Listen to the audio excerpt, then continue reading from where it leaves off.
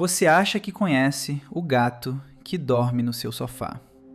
Você acha que entende aquele animal que ronrona no seu colo, que te olha com olhos semicerrados, que ignora o seu nome quando você chama. Mas a ciência passou décadas descobrindo que o que habita sua casa não é bem o que parece. É um predador quase perfeito, moldado por 10 mil anos de história, com sentidos que deixam os nossos na idade da pedra, com um corpo que desobedece às leis da física e com comportamentos que especialistas em cognição animal ainda estão tentando decifrar. E o mais perturbador de tudo, esse animal nunca foi realmente domesticado. Não da forma que você pensa. Ele escolheu ficar. E isso muda tudo. 100 fatos sobre gatos que vão revirar o que você acredita saber sobre eles. Cada um mais estranho que o anterior. Se você é do tipo que quer saber o que a ciência revela sobre os animais mais populares do planeta e que raramente aparece nas notícias, este canal foi feito para você. Inscreve-se aqui e ativa o sino, porque toda semana tem algo assim esperando por você. Vamos começar do princípio, do início de tudo. O gato doméstico, aquele Felis catus que ronrona debaixo da sua cama, descende do gato selvagem africano, a espécie Felis libica libica, ainda presente no norte da África e no Oriente Próximo. É um animal que, visto de longe, parece um gato de rua ligeiramente maior, sem as marcas dramáticas de um tigre, sem a majestade de um leopardo, mas com a mesma frieza de caçador inscrita no DNA. E foi esse animal, discreto e letal, que decidiu se aproximar dos humanos. Arqueólogos acreditavam que gatos e humanos começaram a conviver há cerca de 9.500 anos no Levante, região que hoje inclui partes do Oriente Médio e do Mediterrâneo Oriental, no início do período Neolítico, quando os humanos começaram a cultivar plantações. Os depósitos de grãos atraíam roedores, que, por sua vez, atraíam gatos selvagens, e os humanos acharam útil manter esses caçadores de ratos por perto. Não foi um processo planejado. Não houve humano neolítico que acordou um dia e decidiu domesticar um felino. O que aconteceu foi muito mais estranho e muito mais felino. O gato olhou para aquela situação, calculou os benefícios e simplesmente ficou. A evidência mais antiga do que parece ser um gato doméstico foi desenterrada em 2004, quando arqueólogos descobriram o esqueleto de um gato enrolado ao lado dos restos mortais de um homem em uma tumba no Chipre. Os dois datavam do período Neolítico, por volta de 7.500 a.C., apoiando a teoria de que os gatos domésticos surgiram logo após o advento da agricultura no Mediterrâneo Oriental. Um gato enterrado ao lado de um humano, não como presa, não como vítima, como companheiro. Isso há mais de 9.000 anos. Mas quanto mais os pesquisadores vasculham o passado, mais a história se complica. E o que a ciência descobriu recentemente contradiz décadas de certezas. Uma equipe liderada pelo paleogeneticista Claudio Ottoni, da Universidade de Roma Tor Vergata, analisou dezenas de genomas de gatos antigos, datados entre 11.000 anos atrás e o século XIX, além de 17 genomas de gatos selvagens modernos. O resultado foi uma bomba para a história dos felinos. A nova análise aponta que todos os gatos domésticos modernos derivam de um único agrupamento populacional. Esses felinos são mais próximos dos gatos selvagens do norte da África, especialmente da Tunísia, do que de qualquer outra população já registrada. Não foi o crescente fértil, foi o norte da África. E tem mais. Os gatos domesticados só aparecem de forma consistente na Europa a partir do século I da Era Comum. O padrão coincide com a expansão do Império Romano. Isso significa que enquanto os gregos construíam o Partenon, os romanos criavam a República e os celtas dominavam a Europa, não havia um único gato doméstico em nenhuma dessas terras. O gato chegou com as legiões. Os investigadores propõem uma mudança de paradigma em relação à chegada e evolução do gato doméstico, mostrando que a sua domesticação não foi um processo único nem localizado. Pelo contrário, tratou-se de um fenômeno complexo e possivelmente multicêntrico no norte da África.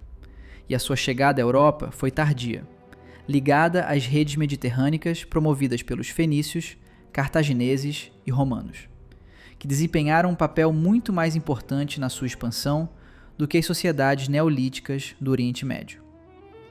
Mas o paradoxo mais profundo ainda não foi resolvido. E é o seguinte: enquanto outros animais selvagens foram domesticados por causa do leite, da carne, da lã ou do trabalho, os gatos não contribuem praticamente em nada para as ações humanas em termos de sustento ou trabalho físico. Um cachorro protege o rebanho, um cavalo puxa o arado, uma vaca alimenta uma família, um gato caça ratos, e mesmo isso é voluntário. O gato decide quando caça e quando não caça. E os humanos, ao longo de milênios, simplesmente aceitaram esse acordo. Sem cercas ou controle de reprodução, os agricultores neolíticos não teriam a possibilidade de forçar a seleção de raças, mesmo se quisessem. Parece razoável sugerir que a falta de influência humana na apuração de características e o provável cruzamento entre gatos domésticos e selvagens evitaram o amansamento rápido, atrasando a transformação, que só ocorreu ao longo de milhares de anos. É por isso que biólogos evolucionistas usam uma expressão muito específica para descrever o gato: domesticação incompleta. Diferente do cachorro, que foi transformado geneticamente de forma tão radical que mal se parece com o lobo de onde veio, o gato doméstico é praticamente idêntico ao seu ancestral selvagem. Mesma estrutura, mesmo comportamento de caça, mesmos instintos. O que mudou foi apenas um nível de tolerância à presença humana. E isso, para a ciência, não é domesticação. É uma aliança conveniente. E no Egito, essa aliança atingiu um nível que nenhuma outra civilização jamais repetiu. Os egípcios foram uma das primeiras civilizações a domesticar os gatos há mais de 4.000 anos. Inicialmente, esses felinos selvagens eram valorizados porque ajudavam a controlar ratos e cobras, protegendo os estoques de grãos, fundamentais para a economia egípcia.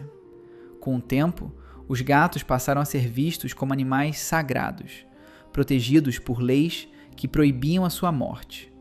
Qualquer pessoa que matasse um gato, mesmo acidentalmente, poderia ser punida com pena gravíssima. Além disso, quando um gato morria, a sua família entrava em luto profundo e até raspava as sobrancelhas em sinal de respeito ao animal. Pense nisso por um momento. Raspar as sobrancelhas para lamentar a morte de um gato. Não de um faraó, de um gato.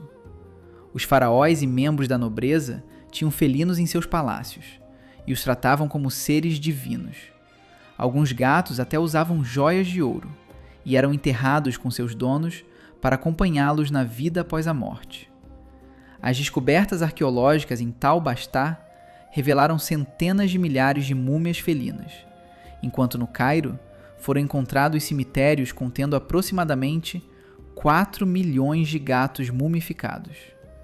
4 milhões de animais mumificados em um único local. A civilização que construiu as pirâmides, que decifrou a astronomia, que ergueu templos que desafiam a compreensão moderna. Essa mesma civilização dedicou uma quantidade absurda de esforço, material e reverência religiosa ao gato doméstico. Bastê foi originalmente venerada como uma feroz deusa leoa guerreira do sol, desempenhando um papel central no panteão egípcio ao longo de grande parte da história antiga. Com o tempo, sua imagem evoluiu, tornando-se a deusa gata familiar que conhecemos hoje. Um caso famoso ocorreu quando os persas usaram gatos como estratégia militar contra os egípcios. O rei persa Cambises II, ao invadir o Egito em 525 a.C., colocou gatos na linha de frente da batalha, pois sabia que os egípcios não ousariam atacar os animais. Um exército derrotado não por espadas ou estratégia, mas por reverência religiosa transformada em fraqueza militar. E então os romanos chegaram, pegaram esses animais sagrados, os colocaram em navios e espalharam felinos pelo mundo. O gato que dorme no seu sofá hoje carrega nos genes a memória desse percurso, das praias da Tunísia para os celeiros do Chipre, dos templos de Bubastes para as legiões romanas, das vilas medievais para o mundo moderno. Um animal que nunca foi inteiramente capturado por nenhuma civilização, mas que passou por todas elas. Mas toda essa história de conquista só foi possível por uma razão, porque o corpo do gato é uma obra de engenharia que não tem paralelo entre os mamíferos de pequeno porte. E quando você entender como ele funciona por dentro, vai entender por que esse animal sobreviveu a tudo. Comecemos pelo esqueleto. Um gato possui mais vértebras do que um humano, a maioria delas concentradas na coluna dorsal e na cauda. Mas o número não é o mais importante. O que importa é como elas se conectam. A coluna felina não depende de ligamentos da mesma forma que a nossa. Em vez disso, o que une grande parte da coluna são músculos, presentes em uma quantidade muito maior do que seria esperado para o tamanho do animal. Há uma combinação de músculos, ossos e discos intervertebrais que juntos conferem uma mobilidade extraordinária. Uma coluna sustentada principalmente por musculatura é uma coluna que pode dobrar, torcer e esticar de formas que a anatomia humana jamais conseguiria. É o que permite ao gato arquear o dorso em um ângulo quase impossível, espremer-se por fendas onde apenas a cabeça parece caber, e cair de qualquer altura com precisão cirúrgica. E aqui está o detalhe que a maioria das pessoas não sabe. Os gatos não possuem clavícula óssea funcional. No lugar dela, existe uma pequena cartilagem clavicular e um conjunto de ossos avulsos nos ombros, o que lhes permite entrar em qualquer abertura pela qual a cabeça passe. A clavícula humana conecta rigidamente o braço ao tronco, limitando o quanto podemos expandir ou comprimir os ombros. Sem essa restrição, os ombros felinos são presos ao resto do corpo, principalmente por músculos. O animal consegue comprimir a largura do próprio tórax até as dimensões do crânio. As patas abrigam garras retráteis, cruciais para escalar, caçar e se defender. Quando o gato está relaxado, ligamentos elásticos mantêm as garras retraídas. Quando precisa usá-las para caçar, escalar ou se defender, contrai músculos específicos para vencer a resistência dos ligamentos e estender as garras. É um mecanismo de precisão notável, uma arma que fica guardada, protegida, afiada, acionada apenas quando necessária. Silenciosamente, sem aviso prévio. Retraídas, as garras deixam o gato caminhar sobre as almofadas macias das patas sem o menor ruído de raspagem, sem o clique que denunciaria a presença. O predador que caminha em silêncio absoluto, porque a evolução construiu um sistema onde as armas ficam guardadas até o último metro antes do ataque. Agora chegamos ao que talvez seja a façanha física mais famosa e menos compreendida do gato: a queda. Lançar um gato de costas de uma altura considerável e vê-lo aterrissar de pé não é magia, é física. Mas é uma física que os cientistas levaram décadas para entender completamente. A pedra angular dessa habilidade é o reflexo de endireitamento. Essa capacidade inata permite ao gato se orientar durante uma queda de forma a aterrissar com os pés. O reflexo envolve o sistema vestibular, no ouvido interno, que detecta a direção da gravidade, e a coluna extremamente flexível. O processo acontece em frações de segundo. Durante uma queda, o animal primeiro avalia qual lado está para baixo, seja pela visão ou pelo aparelho vestibular. Em seguida, dobra o corpo no meio, de forma que a metade frontal gira em torno de um eixo diferente da metade traseira. As duas partes do corpo rotacionam de forma independente, um movimento que viola qualquer intuição sobre como um corpo sólido deveria se comportar no ar. O reflexo de endireitamento começa a aparecer com 3 a 4 semanas de idade e está plenamente desenvolvido com 6 a 9 semanas. Um filhote com menos de 2 meses já sabe cair de pé, sem ninguém ter ensinado. O conhecimento estava lá desde o início, inscrito nos neurônios. Depois de cair o equivalente a vários andares, os gatos atingem a velocidade terminal, o momento em que relaxam e esticam o corpo para aumentar a resistência ao ar, tornando-se uma superfície de frenagem natural. Em um estudo publicado no Journal of the American Veterinary Medical Association, pesquisadores analisaram mais de 100 gatos trazidos ao Centro Médico Animal de Nova York depois de terem caído de edifícios, e descobriram que os ferimentos aumentavam com a altura até certo ponto, depois do qual, quando a velocidade terminal era atingida, os ferimentos paradoxalmente diminuíam. Há registros documentados de gatos que sobreviveram a quedas de alturas que seriam instantaneamente fatais para qualquer outro mamífero de porte semelhante. Esse conjunto de capacidades, a coluna sem clavícula funcional, as garras retráteis, o reflexo de endireitamento, a velocidade terminal favorável, não é resultado de acidente.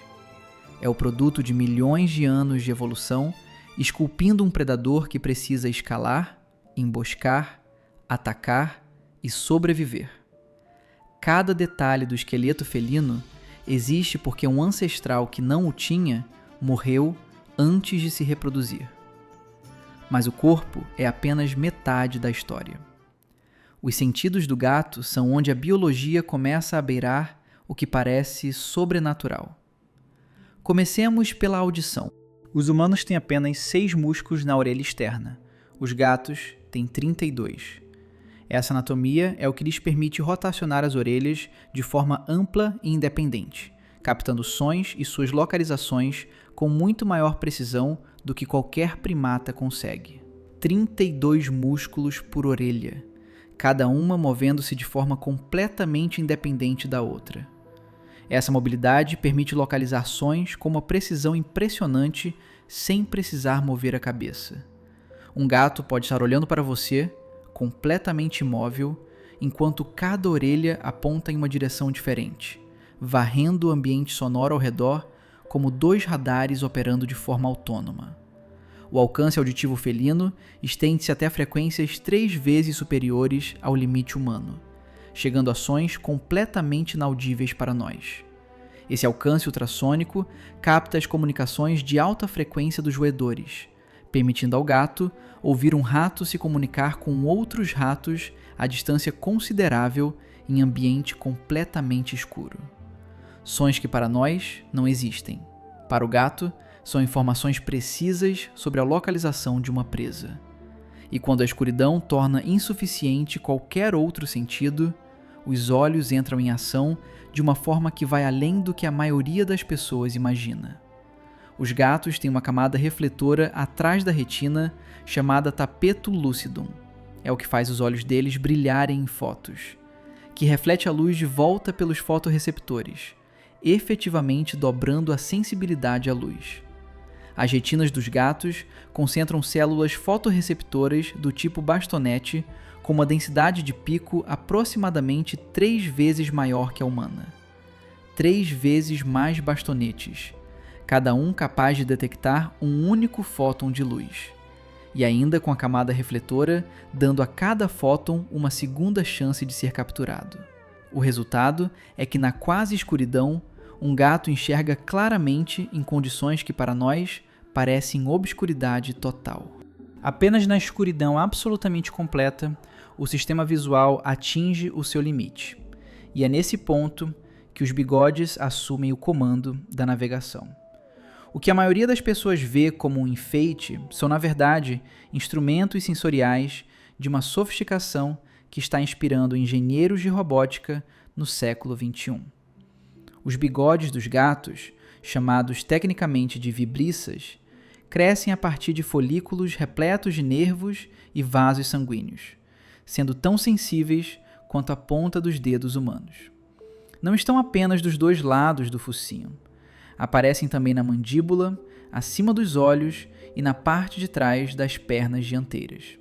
São 2 a 3 vezes mais espessos do que os pelos comuns e funcionam como verdadeiros instrumentos de medição do espaço. Cada movimento de ar ou alteração sutil ao redor do corpo gera sinais táteis que o animal traduz em informação neural. Experimentos em ambientes completamente escuros mostram que, mesmo sem um único fóton de luz disponível, esses animais conseguem seguir corredores, contornar obstáculos e localizar aberturas com taxa de erro baixíssima. A evolução chegou a uma solução de navegação sensorial tão elegante que a inteligência humana do século XXI está tentando copiá-la em protótipos robóticos. As vibriças são totalmente sensíveis a variações mínimas de pressão no ar, o que explica por que alguns gatos reagem de forma aparentemente aleatória a alterações ambientais que nenhum humano percebe.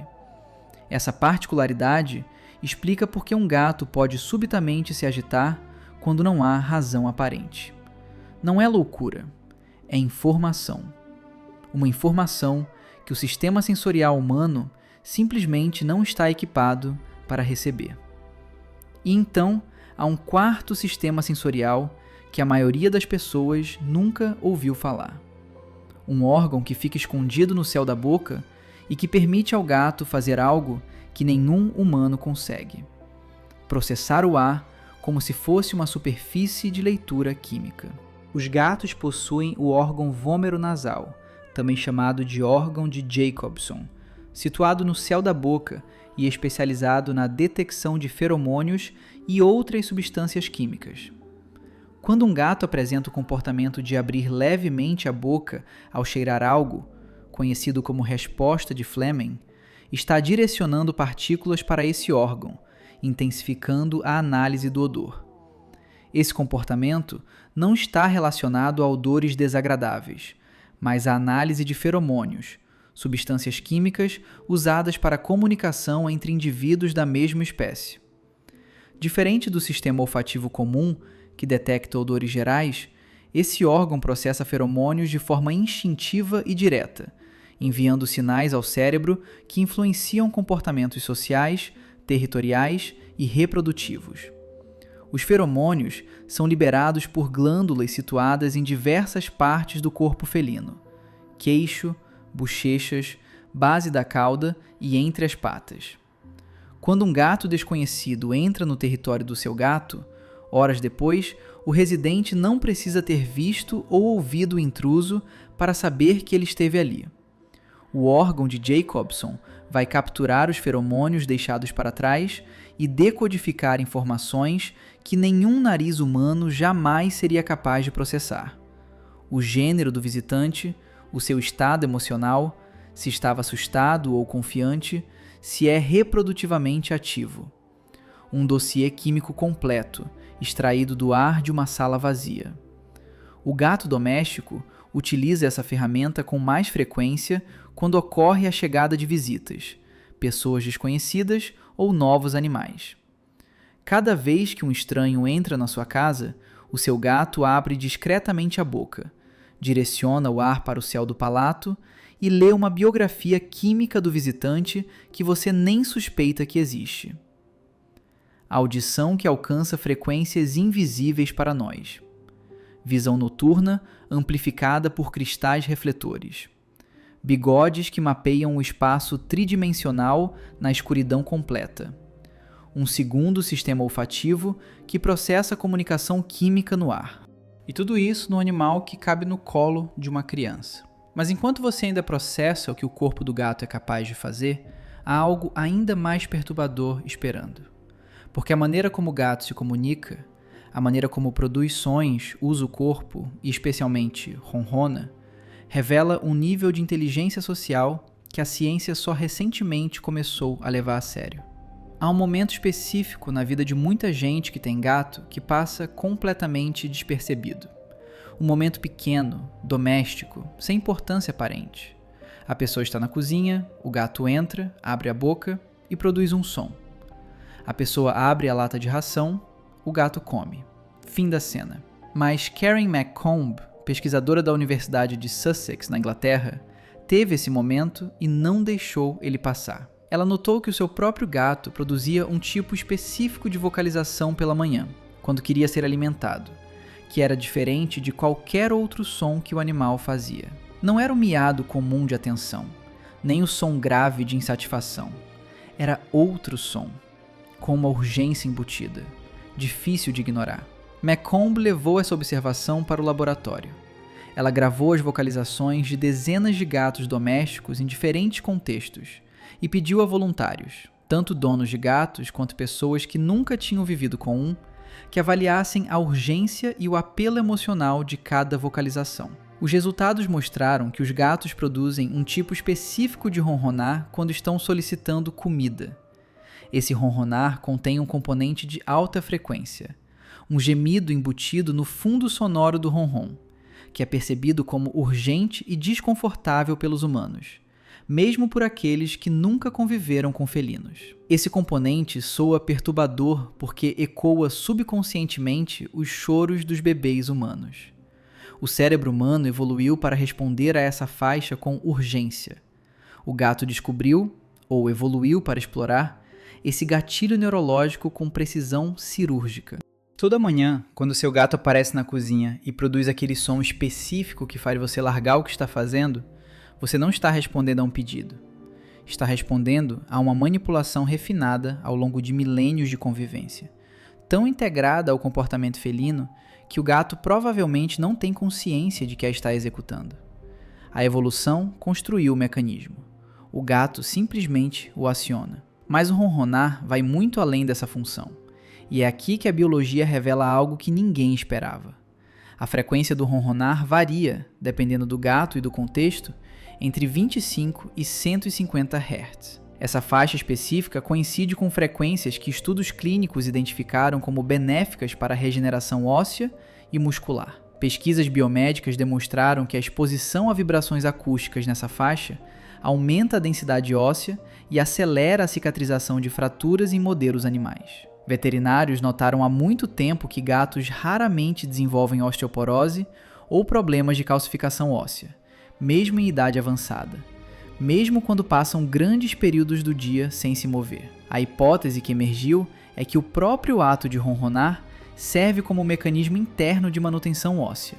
O animal vibra os próprios ossos para mantê-los saudáveis durante os longos períodos de inatividade que a estratégia de caça exige. Gatos ronronam quando estão machucados, quando estão dando à luz, quando estão morrendo. É provável que o ronronar seja, acima de tudo, um mecanismo de autotratamento, e que a associação com satisfação e relaxamento seja um efeito colateral de um comportamento que existia originalmente para outra finalidade completamente diferente. Agências espaciais chegaram a estudar o uso de geradores de vibração semelhantes para prevenir a perda óssea em astronautas durante longas missões em microgravidade. Uma tecnologia inspirada no ronronar felino aplicada à exploração do espaço.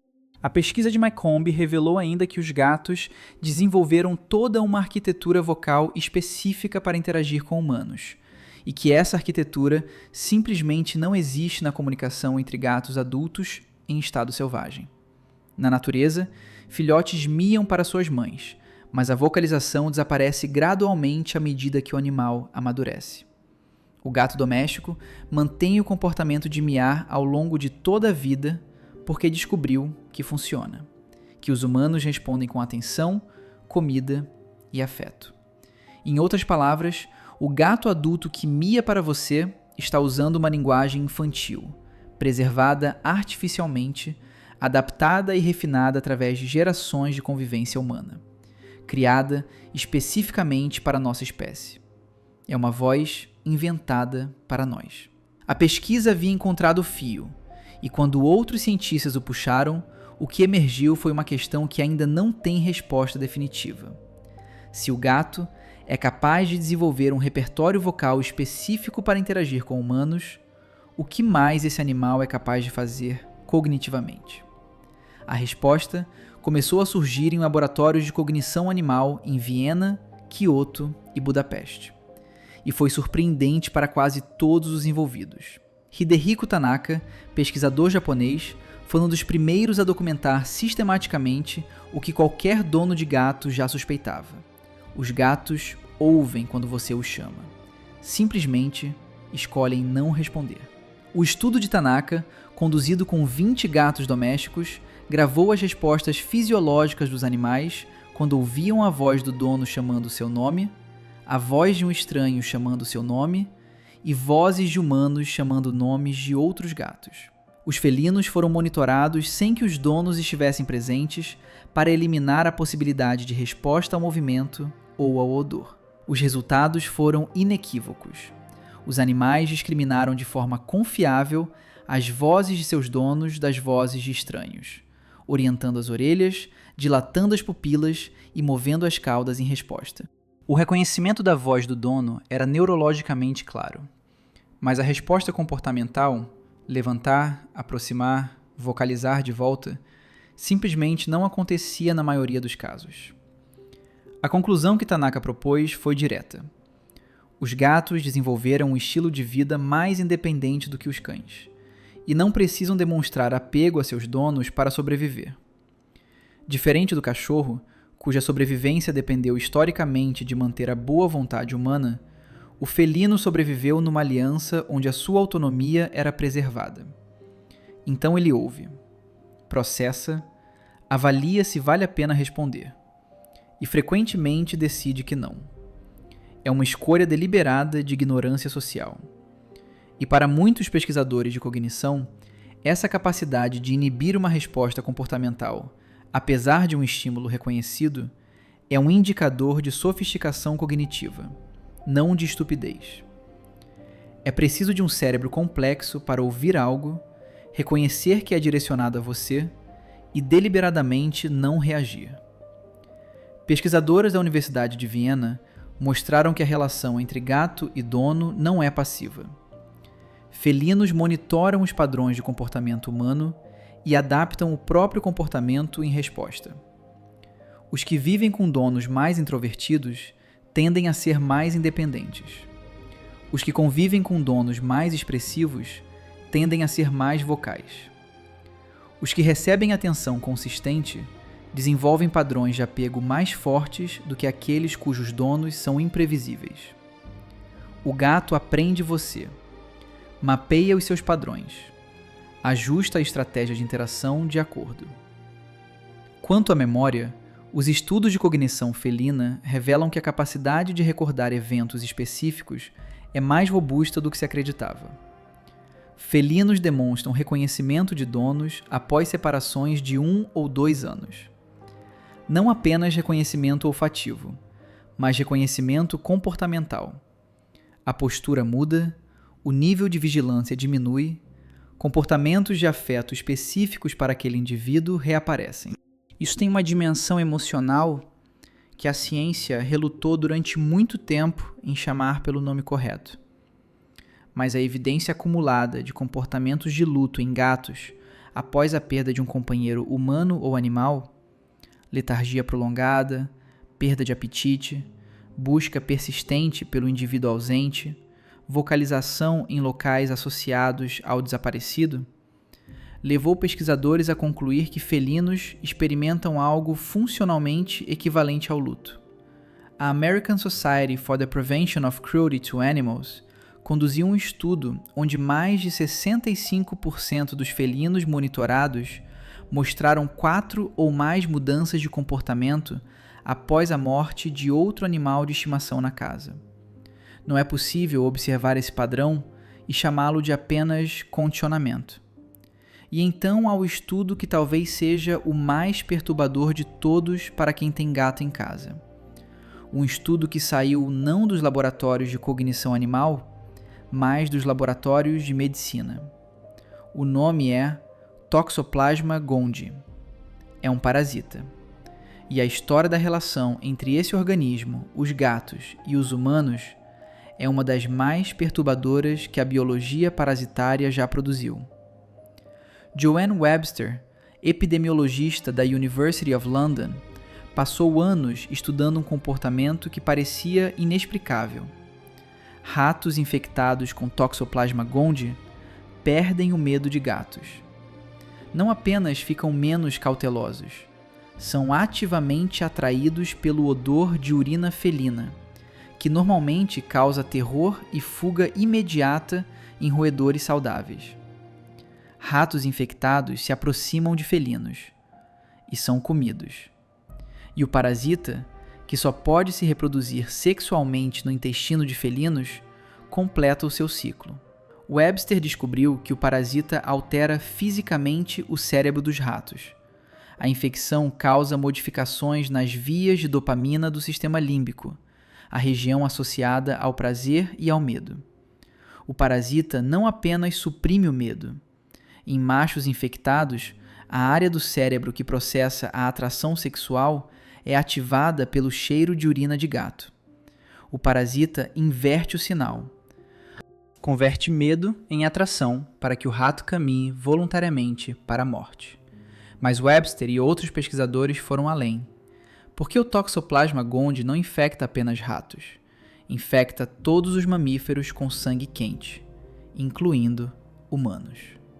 Uma fração expressiva da população mundial carrega o parasita, a grande maioria sem sintomas aparentes. E a questão que emergiu nos anos 90 e 2000 foi direta e profundamente perturbadora. O que o parasita faz ao cérebro humano? Jaroslaw Fleger, biólogo evolucionário da Universidade Charles em Praga, passou décadas investigando essa questão. Começou com uma observação pessoal. Depois de ser diagnosticado com toxoplasmose, notou mudanças sutis no próprio comportamento. Ficou menos avesso ao risco, mais lento nas reações. E quando comparou essas percepções com a literatura científica sobre o parasita, percebeu que ninguém estava fazendo as perguntas certas sobre o impacto em humanos. Os estudos que Fleger e colegas publicaram nas décadas seguintes mostraram correlações que sacudiram o campo. Pessoas soropositivas para Toxoplasma gondii mostravam, em média, tempos de reação mais lentos em testes padronizados. Homens infectados mostravam maior impulsividade. Uma série de estudos mostrou correlação entre infecção e maior probabilidade de envolvimento em acidentes de trânsito. O achado mais controverso veio de estudos de grande escala, que correlacionaram taxas de infecção em diferentes países com indicadores de comportamento nacional. Os países com taxas mais altas mostravam, em média, padrões distintos em índices de comportamento coletivo. A comunidade científica reagiu com ceticismo justificado. Correlação não é causalidade. Mas as replicações continuaram chegando, e o mecanismo proposto, alteração das vias de dopamina, tal como ocorre nos ratos, tem suporte crescente de neuroimagem. Um estudo publicado no periódico Brain, Behavior and Immunity, por pesquisadores da Universidade do Colorado, encontrou diferenças mensuráveis na estrutura do cérebro entre pessoas infectadas e não infectadas, com alterações concentradas exatamente nas regiões associadas ao processamento do medo e da tomada de risco. O parasita não está apenas no sangue, está no cérebro, e está fazendo algo lá. Qualquer pessoa que limpa uma caixa de areia está potencialmente exposta aos oocistos presentes nas fezes. A maioria das pessoas que têm um gato nunca fez o teste para saber se é soropositiva. É possível carregar esse parasita há anos, com alterações sutis nas vias dopaminérgicas, sem jamais receber um diagnóstico. Mas a relação entre gatos e saúde humana tem também uma dimensão oposta, completamente diferente, que a pesquisa documentou com rigor equivalente. Um estudo publicado no Journal of Vascular and Interventional Neurology analisou dados de saúde de mais de 4.000 adultos ao longo de 10 anos. O resultado foi que pessoas que possuíam ou que tinham possuído um gato em algum momento da vida tinham probabilidade significativamente menor de morrer de ataque cardíaco do que aquelas que nunca tiveram um felino. A magnitude do efeito foi suficiente para chamar a atenção clínica. O mecanismo mais aceito envolve redução de cortisol. O simples ato de acariciar um gato por alguns minutos reduz os níveis de cortisol no sangue de forma mensurável.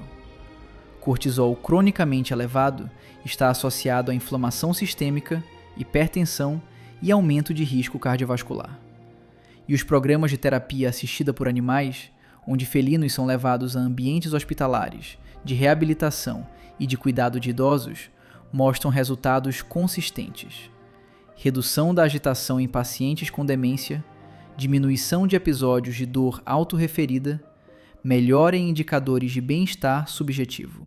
O ronronar, que serve para manipular a hora da ração, é o mesmo sinal acústico que pesquisadores de medicina estão tentando replicar artificialmente em dispositivos terapêuticos. O felino é simultaneamente um veículo potencial de alteração neurológica parasitária e um instrumento de cura cardiovascular. As duas coisas são verdadeiras ao mesmo tempo. E convivemos com esse paradoxo em nossas casas, sem saber, enquanto ele observa. Mas enquanto debatemos o que o gato faz ao corpo humano, há um debate muito mais urgente acontecendo fora das paredes das casas. Um debate que começa quando você abre a porta e deixa o gato sair. Scott Loss, ornitólogo, publicou em 2013, no periódico Nature Communications, um estudo que causou ondas de choque na ecologia de conservação. A estimativa era de que gatos domésticos e ferais matam entre 1,4 e 3,7 bilhões de pássaros, e entre 6,9 e 20 bilhões de mamíferos silvestres nos Estados Unidos por ano. Por ano. Só nos Estados Unidos. Se você juntar todos os outros fatores de mortalidade artificial de fauna silvestre que os humanos já inventaram, colisões com janelas, com automóveis, eletrocução em fios de transmissão, contaminação por pesticidas, os felinos superam todos eles somados como causadores de mortalidade de pássaros. O predador mais letal para a fauna silvestre nos Estados Unidos não é uma espécie invasora vinda de outro continente. É o animal que dorme no seu sofá. E o problema não são apenas os gatos ferais. O estudo de Loss identificou que felinos domésticos com acesso ao exterior são caçadores igualmente letais. Um gato bem alimentado, que recebe ração regularmente, continua caçando. Não por fome, por instinto. O centro de caça no cérebro felino e o centro de fome são neurologicamente independentes. A ração no pote não desativa o caçador. Em ilhas pequenas, onde a fauna evoluiu sem predadores terrestres durante milhões de anos, a introdução de gatos produziu extinções completas em prazos de décadas. A IUCN lista felinos ferais como uma das 100 piores espécies invasoras do planeta. Tim Doherty, ecologista da Universidade de Sydney, publicou uma análise global mostrando que gatos contribuíram para a extinção de mais de 60 espécies de vertebrados desde o século XVI. Extinções irreversíveis, permanentes. O debate científico sobre controle populacional de felinos ferais é um dos mais carregados emocionalmente na biologia de conservação. Os programas de captura, esterilização e devolução são populares entre grupos de proteção animal, mas severamente criticados por ornitólogos e ecologistas. Um gato esterilizado ainda caça. A taxa de reprodução cai, mas a mortalidade de fauna silvestre continua enquanto os indivíduos já presentes vivem. Peter Maher, do Smithsonian Conservation Biology Institute, defende que a gestão humanitária dos felinos precisa equilibrar o bem-estar individual dos animais com os direitos das espécies selvagens a não serem predadas por um animal introduzido que não pertence ao ecossistema. Não existe uma solução que satisfaça todos os lados. E enquanto o debate continua, os pássaros continuam caindo. O que torna tudo isso ainda mais perturbador é a justaposição. O mesmo animal que reduz o risco cardíaco do dono, que ronrona em frequências que regeneram ossos, que inspira mecanismos de navegação robótica, esse mesmo animal, multiplicado e sem território definido, pode silenciosamente apagar espécies que levaram milhões de anos para evoluir. E enquanto você processa tudo isso, enquanto tenta reconciliar o predador ecológico com o companheiro terapêutico, o gato que está na sua sala faz algo que parece completamente alheio a toda essa conversa. Ele se aproxima devagar da prateleira, olha diretamente para você e empurra um objeto para o chão com uma pata deliberada. senta. Olha para o objeto caído, olha para você de volta. Por que esse predador sofisticado, com toda a sua inteligência de caça e mapeamento ambiental, deliberadamente derruba objetos e observa a queda com atenção total? Essa pergunta ainda não tem resposta científica consensual.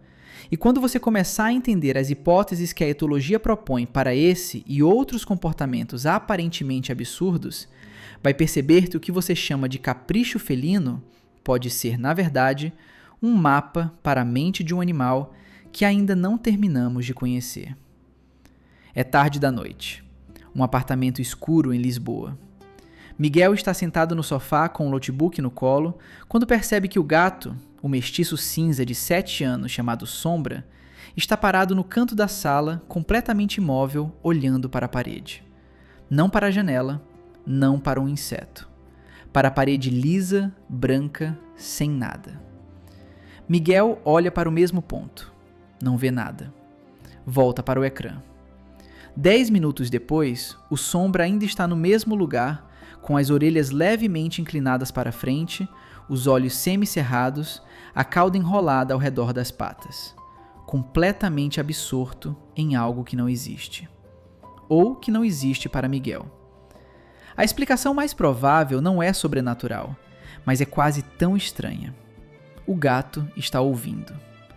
Rodentes dentro das paredes, insetos no teto, vibrações de baixa frequência das canalizações ou da estrutura do edifício.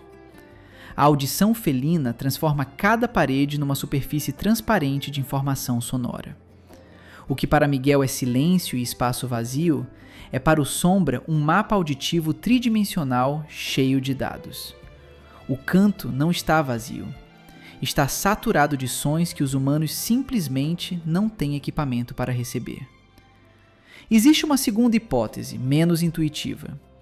Os gatos têm um campo de visão periférica de quase 300 graus e a sua taxa de processamento visual é mais alta do que a nossa.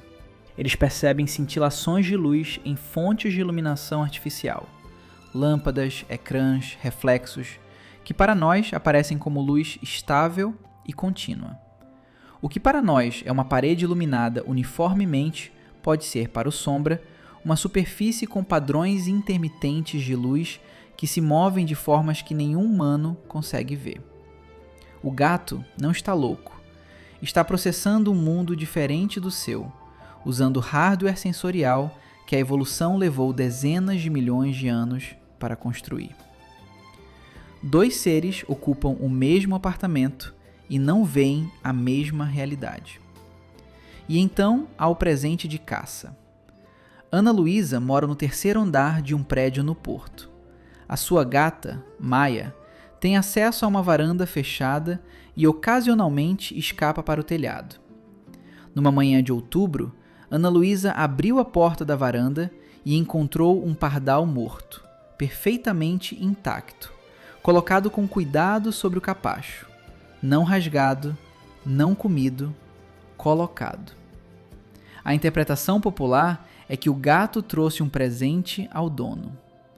Há uma versão dessa interpretação que é parcialmente correta, mas o mecanismo é mais complexo.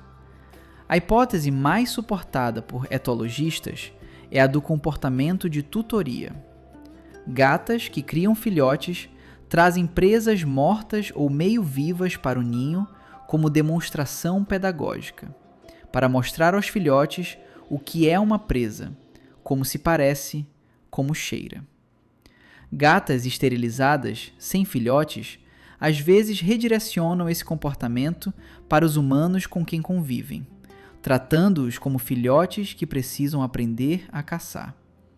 O presente não é um presente, é uma aula. A Maia está tentando ensinar a Ana Luísa a sobreviver. Uma variação dessa hipótese propõe que o gato traz a presa para o território doméstico porque é o local onde se sente seguro para consumi-la sem risco de que outro predador a roube. O fato de a Maia não tê-la comido pode indicar que o instinto de trazer foi ativado sem que o instinto de comer tivesse acompanhado. Uma dissociação comportamental que ocorre com frequência em animais cujas necessidades nutricionais já estão satisfeitas pela ração. O comportamento de derrubar objetos das superfícies tem uma explicação etológica que começa no ato de caça. Na natureza, após capturar uma presa pequena, os felinos frequentemente batem nela com a pata para verificar se ainda está viva e representa risco de mordida. Um rato que parece morto pode estar fingindo. O toque de teste é uma verificação de segurança antes do contato mais próximo. Em ambiente doméstico, onde não há presas, mas há objetos com formas e dimensões semelhantes às de pequenos animais, o comportamento de bater e observar a resposta é reativado automaticamente. A parte do contato visual direto com o dono antes de derrubar o objeto adiciona uma camada social. Estudos de cognição felina mostram que os gatos monitoram o olhar dos humanos e usam-no como informação. Verificar a atenção do dono antes de agir não é busca de permissão, é calibração da resposta ambiental. Se o dono reage ao objeto caindo, o comportamento é reforçado. O gato aprendeu que essa ação específica gera uma resposta do humano. E um predador sofisticado que descobre o mecanismo de controle de atenção vai usá-lo. O comportamento de amassar superfícies macias com as patas dianteiras tem uma origem mais clara e começa nos primeiros dias de vida. Filhotes recém-nascidos amassam a região mamária da mãe para estimular o fluxo de leite. O movimento rítmico, alternando pata direita e esquerda, é um comportamento de conforto e nutrição, inscrito nas primeiras memórias neurológicas do animal. Quando um gato adulto amassa uma superfície macia, um cobertor, o colo do dono, um travesseiro, está reativando um padrão motor associado ao conforto mais primário que já experimentou. Felinos desmamados prematuramente tendem a exibir esse comportamento com mais frequência e intensidade na vida adulta, sugerindo que compensa parcialmente a interrupção da experiência de amamentação. E o que a etologia descobriu sobre esses comportamentos começou a mudar a forma como geneticistas pensam sobre o que fizemos ao gato através da seleção artificial de raças. Porque existe uma sombra por baixo da beleza de muitos gatos de raça pura. Uma sombra que tem nome científico e que causa sofrimento real. Andrea Tamborini é veterinária em Milão. Ao longo de 12 anos de clínica, acompanhou dezenas de gatos persa e exótico de pelo curto. Os donos chegavam com animais lindos, rostos achatados, olhos enormes e redondos, pelo denso e sedoso. E chegavam com queixas que se repetiam. Secreção ocular constante, respiração barulhenta, episódios de angústia respiratória em dias quentes ou após atividade leve. O problema tem um nome: braquicefalia. A seleção artificial de gatos com rostos cada vez mais achatados produziu crânios que comprimem as vias aéreas superiores, deformam os ductos lacrimais e alteram a geometria dos dentes. Os gatos persas modernos têm crânios significativamente diferentes dos seus ancestrais de 100 anos atrás. O padrão estético foi se tornando cada vez mais extremo a cada geração, com criadores buscando o rosto mais chato, os olhos mais redondos, o nariz mais recuado. O resultado é um animal que respira cronicamente com esforço, que tem os dentes apinhados porque a mandíbula não tem espaço para acomodá-los, que chora lágrimas constantemente porque os ductos estão tortos demais para funcionar, que nunca dorme profundamente porque o relaxamento comprime ainda mais as vias aéreas, que muitos donos descrevem como calmo e tranquilo, sem perceber que o que estão vendo não é temperamento, é fadiga respiratória crônica. Leslie Lyons, geneticista felina da Universidade de Missouri, mapeou as consequências genéticas de décadas de criação fechada nas raças pedigree. O afunilamento do pool genético em raças como o persa, o siamês e o Maine Coon produziu não apenas características visuais marcantes, mas também concentração de mutações deletérias que em populações abertas seriam diluídas. A cardiomiopatia hipertrófica, uma condição cardíaca grave, afeta uma proporção anormalmente alta de Maine Coons e Ragdolls. A doença renal policística é tão prevalente em persas que testes genéticos para a mutação causadora tornaram-se parte do protocolo padrão de criação responsável. Lyons e sua equipe desenvolveram um projeto de sequenciamento genômico que mapeou centenas de gatos de raças diferentes e de populações ferais para identificar a distribuição dessas mutações e criar ferramentas de diagnóstico precoce. Os resultados confirmaram que algumas das raças mais populares do mundo carregam um fardo genético considerável, o preço da aparência que os humanos selecionaram sem pensar nas consequências funcionais para o animal. A história genética dos gatos de raça é recente, tem pouco mais de 150 anos. A maior parte da história dos gatos com humanos é muito mais antiga, e é uma história de sagrado, de medo, de superstição e de sobrevivência que moldou culturas inteiras. Os templos dedicados a Bastet, especialmente o grande santuário em Bubastis, no delta do Nilo, tinham sacerdotisas cujas atribuições incluíam o cuidado dos gatos sagrados que habitavam o espaço.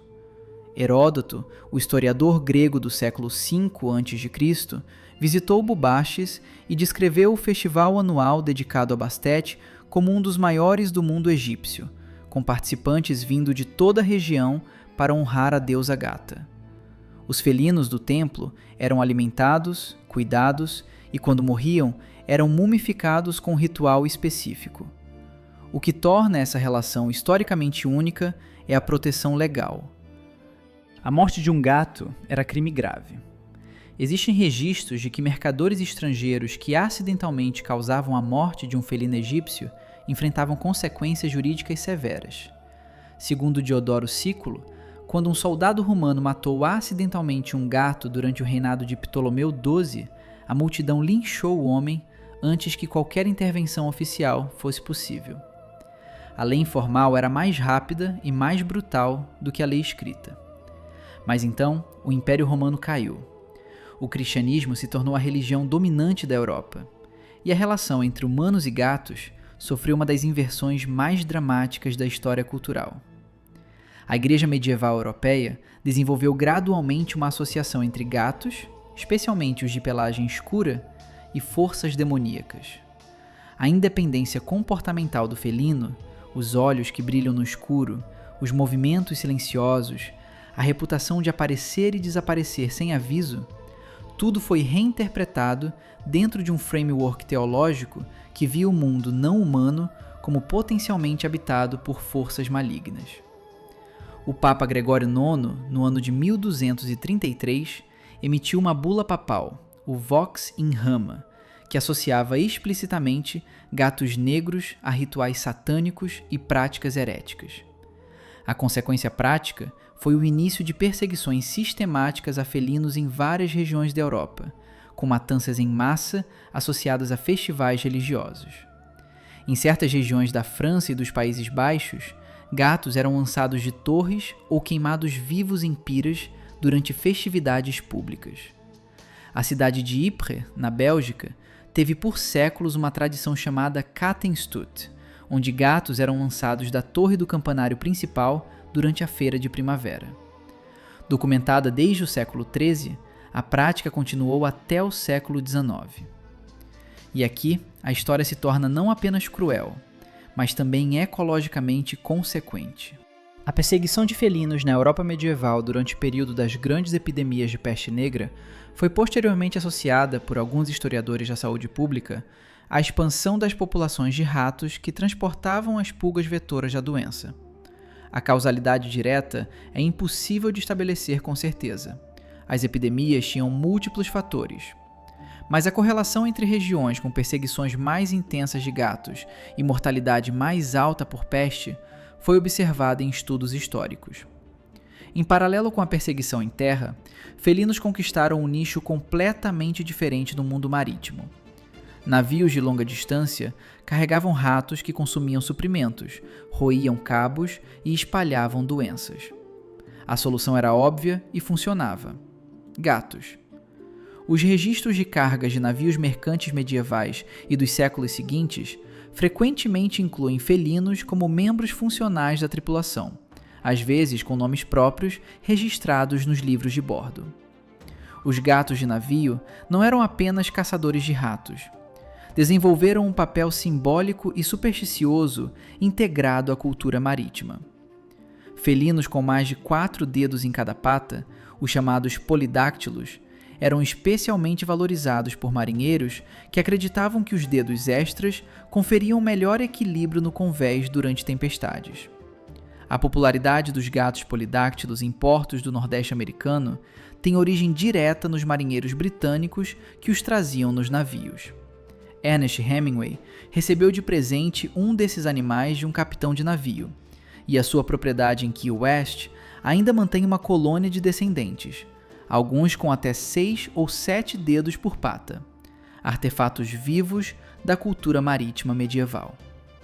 E quando os navios europeus cruzaram o Atlântico, o Pacífico e chegaram a ilhas onde nunca havia existido um felino, os gatos foram junto. Cada animal que desembarcou em uma ilha oceânica sem predadores nativos iniciou uma cadeia de consequências que, séculos depois, produziu extinções que Scott Loss e seus colegas documentaram com precisão estatística. Mas o que a ciência do século XXI está descobrindo sobre esse animal revela que ainda estamos apenas no começo da compreensão. Os gatos têm uma temperatura corporal de base entre 38 e 39 graus. Para um felino, uma superfície que para nós parece quente, um portátil ligado, um radiador à temperatura média, o sol da tarde numa janela, ainda está abaixo do que o sistema nervoso deles percebe como verdadeiramente confortável. A busca compulsiva por calor não é capricho, é o metabolismo otimizado para as temperaturas do norte da África, o habitat original do ancestral selvagem, que persiste intacto após milênios de vida em apartamentos europeus. Estudos recentes de acústica felina mostraram que o repertório de comunicação é significativamente mais extenso do que a ciência registrou até o início dos anos 2000.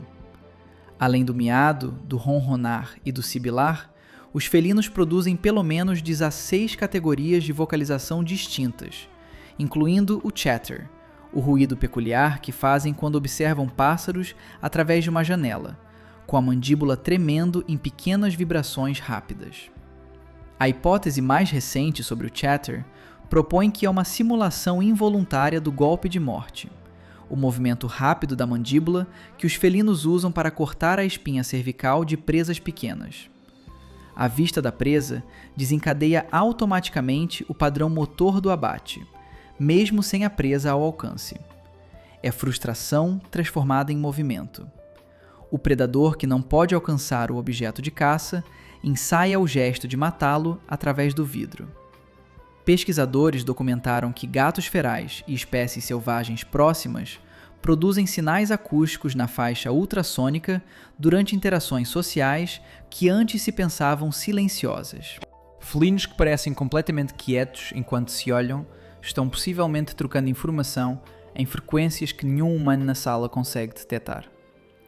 2 espécies no mesmo espaço. Uma comunicação que atravessa o ar entre elas.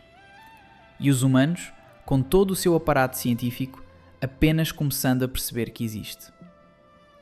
Em 2022, pesquisadores da Universidade de Paris publicaram um estudo sobre reconhecimento do nome próprio em gatos domésticos.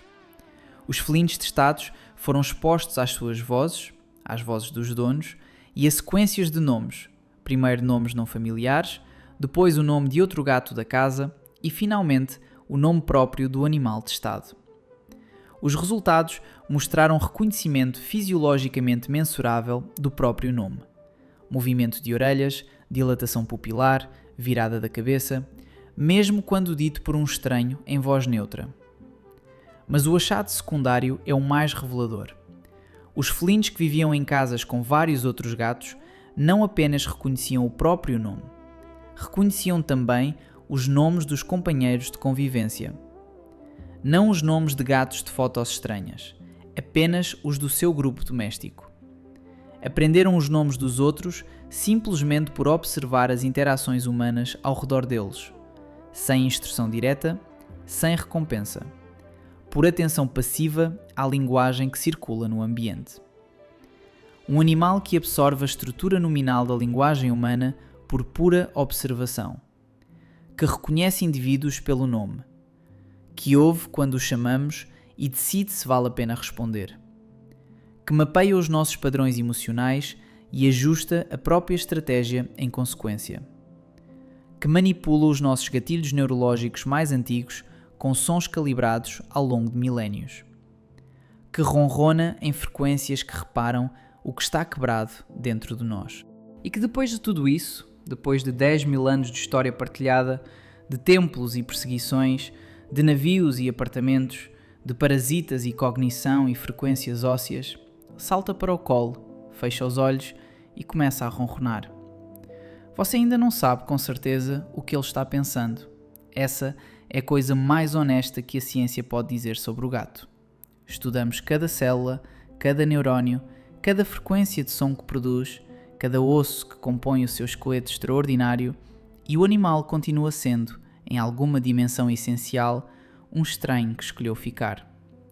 Um estranho que nos conhece, provavelmente, melhor do que nós o conhecemos, e que passa as noites inteiras acordado, com os olhos abertos no escuro, processando um mundo que nós simplesmente não conseguimos ver.